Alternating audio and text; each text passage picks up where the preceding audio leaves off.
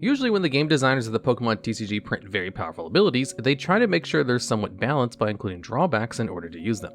Sometimes this requires the player discard cards from their hand, deck, or field in order to use them. So today we're going to look at some of the best abilities that require you to discard cards in order to be used. And at number 10, we have Inteleon VMAX from Sword and Shield Fusion Strike. Its Double Gunner requires a water energy to be discarded from your hand to place 2 damage counters on 2 of your opponent's bench Pokemon. For 1 water and 1 colorless energy, it gains GMAX Spiral Attack, which deals 70 damage and an extra 70 if you return 1 energy attached to Inteleon VMAX back to your hand. This condition could easily be fulfilled by using Rapid Strike Energy, a special energy card that provides 2 water or fighting energy to a Rapid Strike Pokemon. This made it incredibly easy to get the full value of GMAX Spiral for just 1 attachment. Its ability was extremely powerful at the time, as it helped with setting out knockouts and otherwise hard to knock out Pokemon. It's also worth noting this ability can be used from the bench or the active spot, and you get to use it once for every Inteleon VMAX you have in play. If it wasn't for the metagame that this card was released into, it could have easily been one of the best decks, but some other cards limited its success. Most prominently, this same set that released Inteleon VMAX also brought the Fusion Strike archetype around Mew VMAX to the game.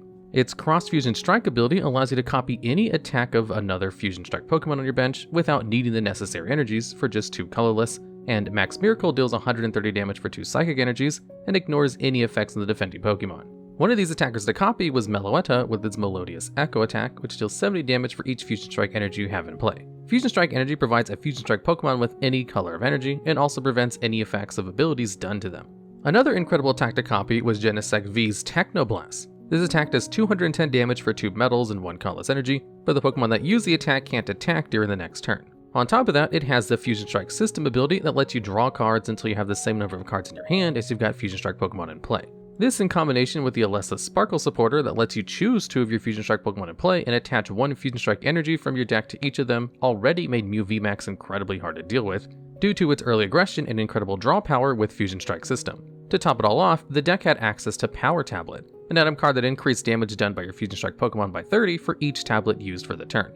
Inteleon VMAX's defensive nature's deck that wanted to spread damage with Double Gunner, attack with GMAX Spiral, and then use the Cheryl Supporter card, which heals all your evolved Pokemon but requires you to discard all energy cards attached to them, to stall out games and eventually pick up the necessary knockouts, made it almost impossible to keep up with Mew VMAX's pressure, especially since Pokemon with Fusion Strike energies attached to them couldn't even be hit by Double Gunner. Unfortunately for Inteleon VMAX, Mew never really left the meta, and by the time the deck fell off, and the general power level of the game had already changed to a point where even more decks were now giving Inteleon VMAX a hard time.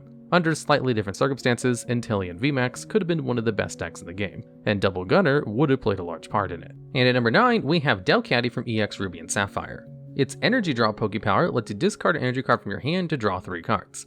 This Pokepower can't be used if Delcatty is affected by a special condition. Its Max Energy Source attack deals 10 damage for each energy attached to your active Pokemon. While the wording might be a bit confusing for newer players, the reason behind Delcatty referring to all active Pokemon is that for a brief period in time, the game designers were designing cards so that double battles could take place within the TCG, as they were introduced to the video games around the same time as the new wording on cards. For us, this essentially just means that Delcatty counts all the energies attached to itself. This Delcatty card even received an exact reprint with a different artwork in EX Power Keepers 4 years after its initial release. What made Delcatty so good when it was released in 2003 is that draw power was very limited at the time. A lot of supporter cards were pure search cards or drew 2 or 3 cards, with the exception being Steven's Advice, a supporter card that draws a card for each Pokemon your opponent has in play as long as you don't have 7 or more cards, including Steven's Advice, in your hand when you try to use it. Being able to draw 3 cards just by using a Pokepower was incredibly powerful back then, and got even better when you consider that you could use Energy Draw once for each Delcatty you have in play. For as long as Delcatty remained in the format, it saw play as a draw support Pokemon, especially in decks that even benefited from discarded energies. One of those decks was Flygon EX paired with Delcatty. Flygon EX's Emergence Charge Pokepower lets you search your discard pile for up to 2 energy cards and attach them to Flygon when you put it into play. Its Reactive Blast attack deals 40 damage for 1 lightning and 1 colorless energy. You then get to discard any number of React Energy, a special energy card that provides 1 colorless energy and deals 30 more damage for each React Energy you discarded. Dragon Claw deals 100 damage for 1 grass, 1 lightning, and 3 colorless energy. Delcatty was the perfect partner for Flygon, as it didn't just help with drawing, but also has set up React Energies in your discard pile to then attach them with Flygon's Emerge Charge and discard them for more damage with Reactive Blast afterwards. Delcatty even became its own deck with Delcatty EX released in EX Crystal Guardians. Its Constrain Pokepower allows you to force both players to discard cards until they have 6 in hand. Upstream deals 10 damage for each energy in your discard pile and shuffles them back into your deck for 1 colorless energy, with Tail Slap dealing 60 damage for 3 colorless energy. Energy Draw and Upstream were a really powerful combination, as you constantly got to boost your own damage while drawing cards. And at number 8, we've got Regice from Diamond and Pearl Legends Awakens.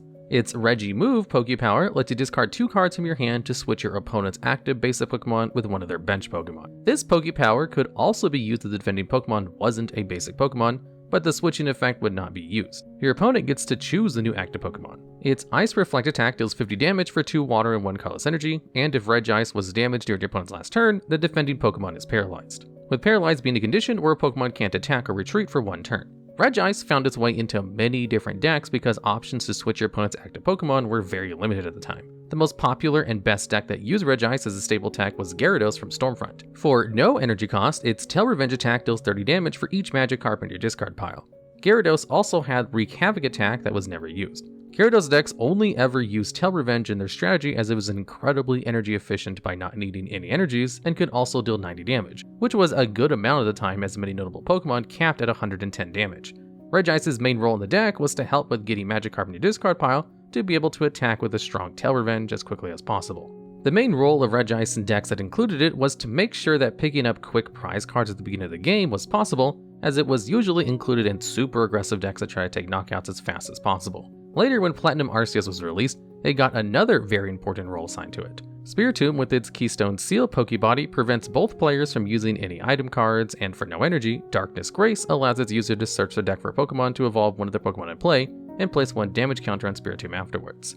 This combination of slowing down decks that use a lot of item cards and being able to set up your board made it an easy inclusion in many setup heavy decks at the time. This also meant that decks that wanted to pick up quick prize cards in the early turns now also had to worry about staring down an early Spiritomb that would shut down their strategy. This is where Regice came in. As long as your opponent only had 1 Spiritomb in play, Regimove could move it to the bench to make using your item cards possible again to execute your strategy. This quickly caused decks that didn't even want to discard cards for the main strategy to include Regice simply to have a chance to play around Spiritomb. And at number 7, we have Rayquaza GX from Sun and Moon Celestial Storm. When played from your hand, its Stormy Winds ability lets you discard the top 3 cards from your deck to attach a basic energy from your discard pile to Rayquaza GX. For 1 grass, 1 lightning, and 1 colorless energy, Dragon Break deals 30 damage for each basic lightning and grass energy attached to all of your Pokemon in play. Its GX attack, Tempest GX, lets you to, once per game, discard your hand for 1 grass energy to draw 10 new cards.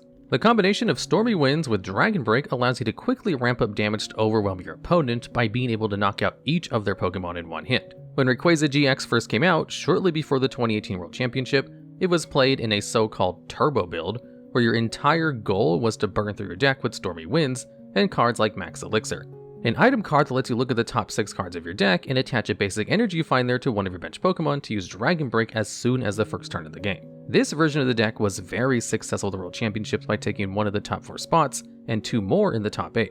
Going forward in 2018-2019 season, a different version of the deck that was more focused on the slow setup started emerging, mainly due to some of the important cards for the turbo version like Max Elixir were no longer part of the game due to rotation, so the deck had to evolve. The main energy acceleration was Vikavolt from Sun and Moon's Strong Charge ability that lets you search your deck for a grass and lightning energy to attach to your Pokemon in any way you like. Stormy Winds became a less relevant ability in this version of the deck, as there were a lot more cards you didn't want to accidentally discard with it, like pieces for your Vikavolt setup. It still remained a viable option should the deck ever need some extra energy to deal with bigger threats and to close out the game. After this version of the deck fell out of the meta, Rayquaza GX never really recovered as a main attacker for a deck. While it saw some niche play as a tool for energy acceleration in different decks, it's safe to say that its peak time was the early 2018-2019 season, where it was one of the best decks. Its incredible power level and versatile use of energy acceleration tool for other decks made Rayquaza one of the best Pokemon with abilities that requires a discard. And at number 6, we have Greninja BREAK from X and Y Breakpoint. Its Giant Water Shuriken ability lets you discard a water energy from your hand to put 6 damage counters on one of your opponent's Pokemon, but only works if this card is in the active spot. Break Pokemon are a mechanic that evolve from the regular version and add their abilities and attacks to the already existing one the Pokemon has. This means that all the attacks from Greninja from Breakpoint can still be used by Greninja BREAK. Shadow Stitching deals 40 damage for 1 colorless energy and prevents your opponent from using abilities during their next turn. Moonlight Slash deals 60 damage for 1 water energy, and you can return any energy attached to Greninja to your hand for an extra 20 damage. The strategy of the deck was to set up multiple Greninja BREAK in play, then use Giant Water Shuriken with your active Greninja BREAK, retreat into another one to use Giant Water Shuriken again, and afterward attack with Shadow Stitching or Moonlight Slash, depending on which matchup you were playing against. The hardest part of the deck was to set up. Greninja already being a Stage 2 Pokemon means that Greninja BREAK is basically a Stage 3 Pokemon. One way to make this setup slightly more reasonable was using Froggedier's Water Duplicates attack, which lets you search your deck for up to 3 Froggediers and put them onto your bench. You could then evolve those in Greninja and only have to wait one more turn to get out your Greninja BREAK. Being a one-prize deck that could deal a lot of damage for the time and wasn't even easy to knock out in one hit due to its 170 HP, when a lot of decks were struggling to hit more than 150 damage, made Greninja one of the best decks if it was allowed to set up. Sometimes, however, this was a massive if. Greninja is notorious for being one of the most inconsistent decks of all time that was considered to be top tier, and many players used to refer to bad hands as Greninja hands for a long time, even after the deck rotated out. And at number 5, we have Volcanion EX from X and Y Steam Siege. Its Steam Up ability lets you discard a fire energy from your hand, and for the rest of this turn, any attacks of your fire basic Pokemon deal 30 more damage to your opponent's active Pokemon. You can also use this ability once for each of your Volcanion EXs in play, which can quickly ramp up damage just by discarding fire energies. For 2 fire energies and 1 colorless energy, Volcanic Heat deals 130 damage, but this Pokemon can't attack during your next turn. For its time, being able to deal upwards of 200 damage per turn for just 3 energies was a huge jump in damage output, as other comparable decks dealt around 130 for 3 energies or needed much more setup to be able to knock out 180 HP EX Pokemon in one hit. In addition to the powerful Volcanion EX, the deck also made use of Volcanion from the same set with its Power Heater attack to deal 20 damage for 1 fire energy and attach an energy to 2 of your bench Pokemon. For 3 fire energy, Steam Artillery deals 100 damage. Being able to use Volcanion provided the deck with a cheap attacker that also set up your future attackers, while being able to pick up knockouts by boosting Power Heater with Steam Ups. Steam Artillery was a useful attack against decks that didn't use EX Pokemon as the main attacker to make trading knockouts more affordable. But thanks to Volcanion EX's ability, even Volcanion could pick up knockouts on EX Pokemon with enough Steam Ups. Besides Volcanion, the deck also used an item called Max Elixir, which lets you look at the top 6 cards of your deck and attach a basic energy you find there to one of your bench Pokemon to power up attackers. This deck's early aggression combined with powerful late game attackers made it one of the best decks throughout the 2017 season. Even winning the Oceania International Championship, and even in the 2018 season, multiple fire decks did well at the events in the expanded format thanks to the new attackers like Ho-Oh GX from Sun and Moon Burning Shadows, with its Phoenix Burn attack that deals 180 damage for 3 fire energies and 1 colorless energy, but can't be used during your next turn. Sacred Fire deals 50 damage to one of your opponent's Pokemon for 1 fire energy and 2 colorless, but due to Steam Up being limited to your opponent's active Pokemon, you won't be able to pick up Steam Up boosted knockouts on your opponent's bench Pokemon. Its GX attack, Eternal Flame, needs 1 fire and 2 colorless energies as well, and lets you put up to 3 fire EX or GX Pokemon from your discard pile onto your bench. This attack was almost never used. Another great attacker to pair with Volcanion EX was Turtonator GX from Sun and Moon Guardians Rising. Its Shell Trap attack deals 20 damage for 2 colorless energy, but if your opponent attacks into Turtonator GX on the next turn, the attacking Pokemon gets 8 damage counters put on it. For 2 fire energies and 1 colorless energy, Bright Flame deals 160 damage and need to discard 2 fire energies from this Pokemon. Both of these attacks worked great with Steam Up by either making Shell Trap even more annoying to deal with for your opponent, or Bright Flame picking up easy knockouts. Its GX attack, Nitro Tank GX, lets you attach 5 fire energies from your discard pile to your Pokemon in any way you'd like, and was a great tool to set up multiple attackers at once. Even today, whenever a new fire deck that uses basic Pokemon as its main attacker comes up in the expanded format, Volcanion EX gets included. And at number 4, we have Ninetales from Sun and Moon Team Up. Its 9 Temptations ability requires 2 fire energies to be discarded from your hand, and lets you switch one of your opponent's bench Pokemon with their active Pokemon. Its Flame Tail attack deals 90 damage for 1 fire energy and 2 colorless. Now, when this card was released, people didn't really pay attention to it. Decks had access to the powerful supporter card Guzma, which allows you to switch one of your opponent's bench Pokemon with their active, and also has you switch your active Pokemon with one of your bench Pokemon. You get to choose both of them. Most decks played 4 copies of it at the time, and decks that didn't still had access to Custom Catcher as a way to gust up Pokemon. Custom Catcher is an item card that requires you to pay 2 copies at once in order to switch one of your opponent's bench Pokemon with their active one, and if you only played 1 copy, you got to draw cards until you had 3 in hand. With these 2 cards available to players, Ninetales just seemed like a way more complicated way to switch Pokemon. On top of that, there weren't a lot of good fire Pokemon to pair it with. This changed when Sun and Moon Unbroken Bonds released and catapulted fire decks to the top of the meta. Reshiram and Charizard GX was the most prominent fire type from the set. Its Outrage attack deals 30 damage for 1 fire energy and 1 colorless, and an extra 10 damage for each damage counter on this Pokemon. Flare Strike deals 230 damage for 3 fire energies and 1 colorless, but you can't use it again on your next turn. Double Blaze GX either deals 200 damage for 3 fire energies, or an extra 100 damage if you have 3 extra fire energies attached to it. If you have the full 6 fire energies attached, it also ignores any effects on the defending Pokemon. The next great fire type attacker was Blacephalon. For 3 fire energies, its Fireball Circus attack lets you discard any number of fire energy cards from your hand and deals 50 damage for each of them. This Pokemon didn't have the greatest energies of Ninetales, as you wanted to stack up a lot of fire energies in your hand to deal more damage with Fireball Circus. The most important fire support card in the set was Welder, a support card that lets you attach up to 2 fire energies from your hand to one of your Pokemon and then draw 3 cards. Interestingly enough, even with all of this and even more fire support from Unbroken Bonds, Fire decks still opted to play Custom Catcher over Ninetales in their decks. This changed in the 2019 World Championships. Not only did a set rotation take place shortly before the event, which removed Guzma from the card pool, but a new version of the previous Fire decks emerged. Instead of using Reshiram and Charizard GX in combination with Green Exploration supporter card, a supporter that lets you search your deck for 2 trainer cards as long as you don't have any Pokemon with abilities in play, players now started using ability-based consistency, and as this prevented them from using Green's Exploration for 2 custom catchers, they now use 9 Temptations as their means of Gus. The loss of Guzma in the format also caused all the other decks to be way more restrictive in their gusting capabilities. So knocking out Ninetales on the bench was hard unless you wanted to burn one of your 2 custom opportunities with Custom Catcher. Going forward in the 2019/2020 season, this version of Reshiram and Charizard GX remained at the top of the meta, winning the 2020 Latin American International Championships and getting second place in the 2020 Oceania International Championship. Its influence on the meta and gusting capabilities easily makes 9 Temptations one of the best abilities that requires you to discard cards. And at number 3, we have Radiant Greninja from Sword and Shield Astral Radiance. Its Concealed Cards ability lets you discard 1 energy from your hand to draw 2 cards, and its attack, Moonlight Shuriken, deals 90 damage to 2 of your opponent's Pokemon for 2 water and 1 colorless energy. But you also have to discard 2 energies from Radiant Greninja to use its attack. Each deck can only include 1 Radiant Pokemon. When this card was released, it immediately saw success at tournaments thanks to another card from the set, Palkia V-Star. Its Subspace Swell attack deals 60 damage plus 20 more for each bench Pokemon in play for 2 water energy. And its V-Star power, Star Portal, lets you attach 3 water energies from your discard pile to your water Pokemon in any way you'd like. Radiant Greninja's ability to provide the Palkia deck with consistency by discarding energies while fueling Palkia V-Star's power at the same time already made it a great inclusion for the deck. On top of that, it also helped with using Melanie, a supporter card that attaches 1 water energy from your discard pile to one of your V Pokemon in play and draws 3 cards afterwards. And we still haven't talked about the fact that the Moonlight Shuriken attack is a great way to power up the Star Portal as well. This made Radiant one of the most important pieces of decks that use Palkia V-Star, but this was just the start of Radiant Greninja.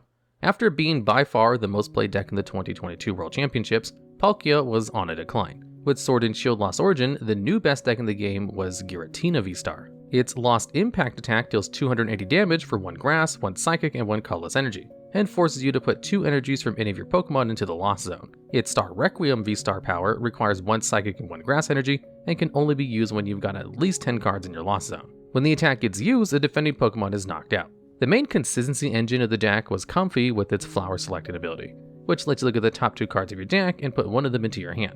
The other card gets put into the Lost Zone. And Colress's Experiment, a supporter card lets you look at the top 5 cards of your deck, put 3 into your hand, and send the remaining cards to the Lost Zone. Being able to put cards into the Lost Zone wasn't just important to power up Giratina V-Star's Star Requiem, but also to use some of the various attackers in the deck and use the item card Mirage Gate, which lets you attach 2 different kinds of basic energies to your Pokemon and play, as long as you have 7 more cards in your Lost Zone. Radiant Greninja was another key part of this deck's consistency, as the deck was already running a lot of basic energies to be able to put them into the Lost Zone and have enough in the deck to be able to use Mirage Gate.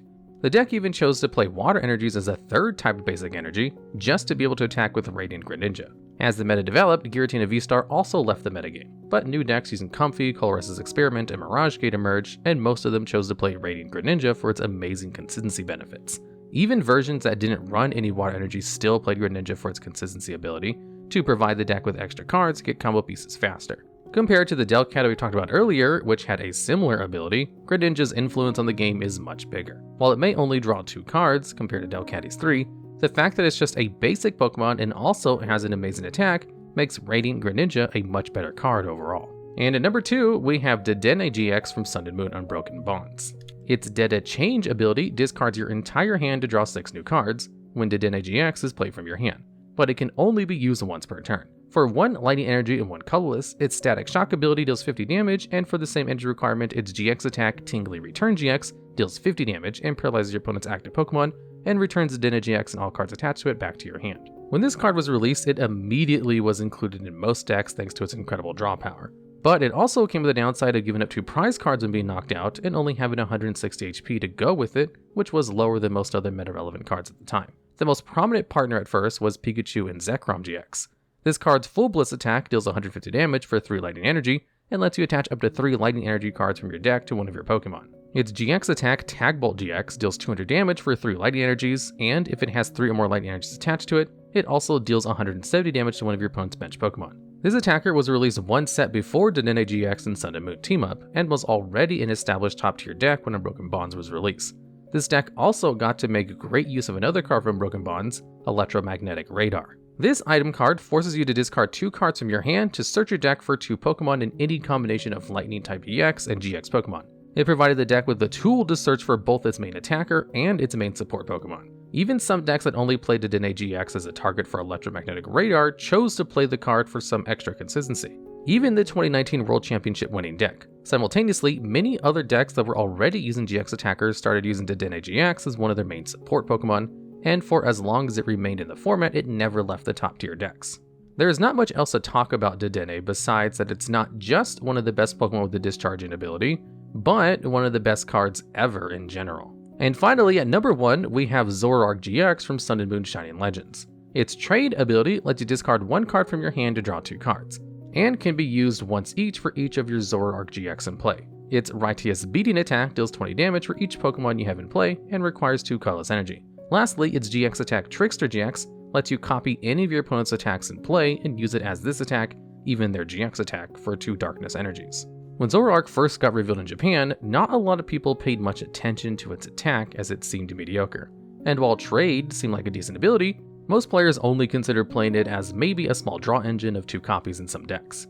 As the metagame developed towards the 2018 European International Championships, it became apparent that Zoroark GX was much better than people gave it credit for. But it would end up completely blowing even these newly set expectations out the window. After winning the 2018 European International Championships, multiple different decks with a main focus on Zoroark GX emerged, and the discussion quickly turned from is Zoroark GX the best deck to which Zoroark GX version is the best. And this basically remained the situation for the entire rest of the season. After winning Europe and Oceania International Championships, Zoroark took the back seat for the Latin America, just to emerge victorious again in North America, winning 3 of the 4 international championships that season. But Zoroark GX wasn't done yet. The 2018 World Championships was a showdown of Zoroark GX decks versus decks that tried to counter it, but it came out victorious yet again, showcasing a never-seen-before dominance by winning 4 out of 5 international level events within a season. When the rotation for the 2019 season happened shortly after Worlds, many consistency cards that were integral to Zoroark GX's success were leaving the game. And with a constant increase in power level, many players weren't sure if Zoroark GX was going to be able to stay among the best decks. But Zoroark proved its versatility once again. Transitioning from a main attacker in aggressive decks, Zoroark was able to take down the next international championship in Latin America by providing a control deck with the necessary consistency. After that, people regained their trust in Zoroark GX and more aggressive versions started emerging again. Falling short in both Oceania with a 2nd place finish and Europe with a top 4 finish, Zoroark GX was back at the top in North America. At this moment in time, Zoroark GX has won 6 out of 9 international level events, but it was finally time for it to say goodbye. Before getting to play in another World Championships, a pre-World set rotation was announced prior to the 2019 World Championships, which meant that Zoroark GX was no longer going to be available to be played. All of these amazing accomplishments don't even come close to everything that the card was able to achieve, as it also won many regionals in both the standard and the expanded format throughout its time, even after rotating from standard in August of 2019. It's unclear if there will ever be a card that will be as versatile and as dominant as Zoroark GX was, which clearly puts it among the best cards to ever be printed, if not the best. Being one of the most successful cards in general easily puts Zoroark GX and its trade ability amongst the best cards with abilities that require you to discard cards. Alright, and that's the video. What is your favorite ability that requires a discard? Or do you prefer to use abilities that don't require to lose out on other cards? Make sure to let us know down in the comments and tell us what you'd like to see next time.